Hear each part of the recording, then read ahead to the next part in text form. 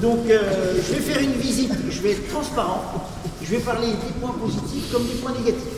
Hein. Et s'il y a des questions, vous m'arrêtez, vous me posez des questions. J'essaierai d'y répondre en temps pour. 80 mètres carrés, le titre du spectacle, et on a en sous-titre « Théâtre à la sauvette ». J'aimerais qu'on puisse faire du théâtre, oui, comme on fait des ballages à la sauvette au marché de Saint-Ouen. Les gars, ils arrivent, ils étalent, quoi. Ils étalent ce qu'ils ont à montrer ou à vendre ou à dire, et ça peut se remballer très vite. Ça n'a besoin de rien d'autre qu'un petit support visuel pour délimiter une zone géographique et des mots, quelqu'un qui parle. Donc c'est vraiment, on va essayer de chercher quelque chose de très simple, où tout est dans l'évocation. Vous êtes devant ma maison que j'ai eue en vente pendant 3 ans dans une agence immobilière. Je payais 20 € par mois. J'ai pas eu une visite. C'est du théâtre d'intervention, un peu, c'est une petite intrusion dans l'espace public, surprenante. Ça se veut un peu parachuté, avec une situation qui est un peu décalée, dans la mesure où c'est deux personnages qui vont mettre en vente leur propre maison. Ils viennent étaler leur bâche sur laquelle est tracé le plan de la maison. On va découvrir simultanément le premier et le deuxième. Et forcément, il va y avoir des interconnexions dans leur récit, dans leur perception de la maison de l'autre, la perception de l'autre, de son mode de vie. Voilà, on va interroger de façon un peu facétieuse ces rapports humains qui existent parce que c'est des rapports de voisinage. J'ai acheté la bâche, j'en ai pour 16 €, les scotch 24 €. Et je peux m'asseoir sur la facture, hein. Il ne me remboursera jamais. Non mais il paraît un peu bourru comme ça. Et en fait c'est un mec vachement généreux, vachement sympa. Moi je pense qu'il faut de toute façon faut compter avec un public présent, mais il ne faut pas le convoquer de façon précise. Le seul texte qu'on recommande, c'est une petite annonce, vend maison au pluriel, de plein pied, 80 mètres carrés, 2 chambres, séjour, salon, cuisine, commodité, aménagement possible avec un peu d'imagination, pas curieux s'abstenir. Moi j'aimerais que les gens, plus que les spectateurs, que les gens puissent se faire surprendre par quelque chose qui se met en route sous leurs yeux, alors qu'ils ne s'y attendent pas du tout. Ça, je trouve que c'est intéressant, parce qu'il n'y a rien de dit au départ. Il y a juste quelqu'un qui se met à parler, qui se met debout, qui parle. Tiens, ça c'est, je le montre, parce que j'ai bricolé ça ce matin. Ça va être au bout d'une canne à pêche, ça va être à 3 mètres de haut, et un des deux comédiens, à un moment donné, à l'endroit dit, il lève ça, et puis est-ce qu'il a une sonnette, est-ce qu'il y a quelque chose en plus, un signal sonore. En gros, il avertit que la vente de la maison va commencer. En tout cas, la vente virtuelle, puisque ça s'appelle, on appelle ça une vente au sol. On a imaginé ce truc-là, c'est un procédé qu'ils ont inventé. Ils vont vendre la maison au sol, et en vendant la maison au sol, ils vont parier sur le fait que c'est plus facile de vendre une maison de cette manière-là, parce qu'il n'y a pas de mur, et donc il n'y a pas de mur, donc pas d'obstacle à son imagination. Hop là. Vous passez tout le monde de l'autre côté, vous madame de l'autre côté aussi, voilà. Et là, vous mettez l'arrêt. Hop.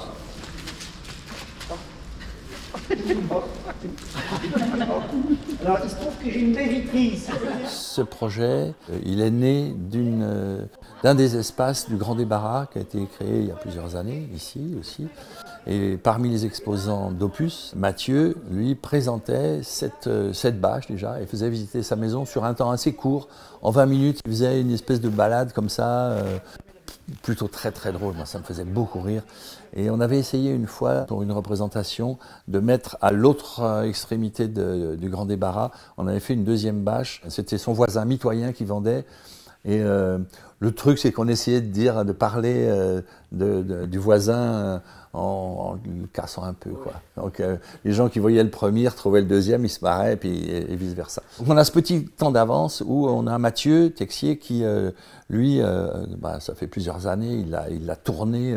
Sauf que là, la difficulté, c'est qu'il est obligé de détricoter pour mettre dedans des respirations dans lesquelles on va pouvoir glisser l'existence de ce voisin et des rapports. Qu'est-ce que c'est les rapports humains? Qu'est-ce qui les pousse à vendre? Comment ils ont cohabité? Voilà, et on cherche. La mitoyenneté, Ça a ses avantages et ça a ses inconvénients. D'accord? Alors les avantages, c'est au niveau du chauffage. Parce que, comment dire? Moi j'ai eu envie d'embarquer un nouveau projet de compagnie sur cette forme-là, et des formes très légères, passe-partout, économiquement intéressantes aussi. On n'aura quasiment rien. Hein. On aura, pour voyager, 2 bâches, une petite valise avec 3-4 cannes à pêche pour pouvoir faire des points hauts en cas de besoin, le fanion, et puis un petit tabouret. Là, le gros inconvénient, c'est le bruit. Ah, c'est le bruit. Il ne faut pas se cacher, on s'entend largement. Alors, nous... Le fait d'avoir un spectacle comme ça qui va pouvoir être disponible, mais il n'y a pas de préparation. On ne prépare rien, il n'y a pas un camion chargé. Là-dessus, on reçoit un coup de fil, est-ce que vous pouvez venir demain? Ben oui, on est libre, d'accord. On monte dans le train, on arrive. Parce que c'est un spectacle qui voyage en train. Voilà, il n'y a besoin de rien. Et Madame Coutenceau, un jour, a fait un malaise vagabond. Et bon, c'est pas pour me vanter, mais je l'ai entendu. J'ai sauté l'arrêt, et puis je lui ai présence d'esprit, il me faufilé à moitié par la fenêtre d'aération. Quasiment tous les spectacles d'Opus depuis 25 ans, j'arrive avec une intuition qui se transforme en idée forte, après qui se définit avec, de façon, c'est très intuitif, ma façon de travailler. Mais très rapidement, j'ai posé sur la table, je pose une espèce de squelette, mais tout seul, je vois pas l'intérêt, et de toute façon je sais très bien que tout seul je pourrais pas le remplir. Donc on se met à plusieurs. Les uns apportent leur pierre à cette chose qui se construit, et puis il y a la disponibilité de 2 super comédiens qui ont envie de se marrer, qui sont super heureux de faire ça ensemble. Et là, je rentre, je dis, ma mère, qu'est-ce qui se passe? Et maman, ma mère, elle me dit, ouais, mais non, j'ai eu un petit coup de fatigue, monsieur Cochard a voulu intervenir, il est passé par la fenêtre. Et en plus, il sortait, c'était quoi, il y a 4 ans, il sortait de sa dépression, il était un peu rond.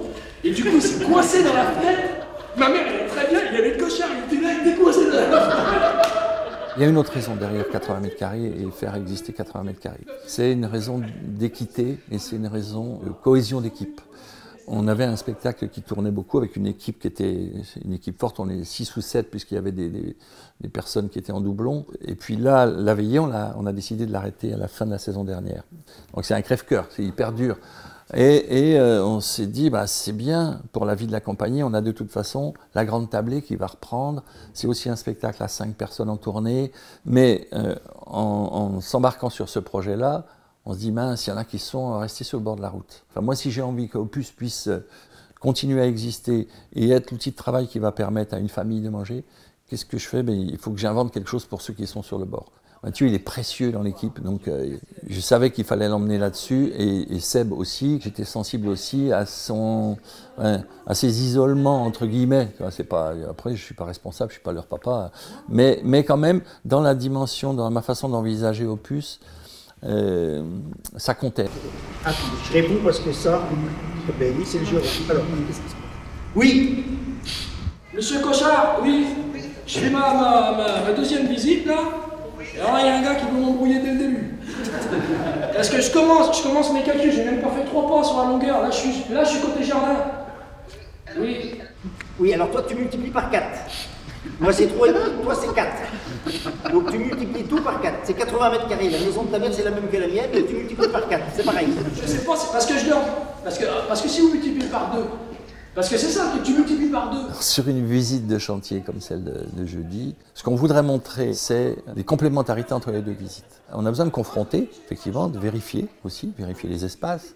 Est-ce que ça tient? Est-ce que les gens vont se mettre tout autour de la bâche? Est-ce que quand ils sont tout autour de la bâche, est-ce que ça veut dire qu'on est à 360 degrés? Alors ça, Michel Crespin, merci. Mais là, 360 degrés, il faut pousser la voix. C'est toutes ces choses-là qui nous importe de vérifier. Et puis aussi, parce que je trouve que c'est important, c'est notre manière, entre vous, la structure qui accueille une compagnie, donc qui nous laissez la place, de vous rendre la politesse, on va dire.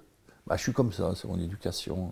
J'ai toujours un truc dans la voiture, toujours une bouteille de vin à mettre sur la table des gens qui m'invitent. Et tous ces petits moments-là, les petits moments précieux de la vie, il faut savoir les reconnaître. Et je trouve que c'est C'est important de le faire et cette reconnaissance, elle fait partie aussi de l'engagement qu'on a à essayer de présenter quelque chose d'abouti, en tout cas, de propre. On y réfléchit. Si vous êtes intéressé, vous prenez contact avec Brigitte, c'est la secrétaire de mairie de Montpoiron. Elle vous enverra un fax avec le plan cadastral et puis le montant de la taxe des impôts locaux.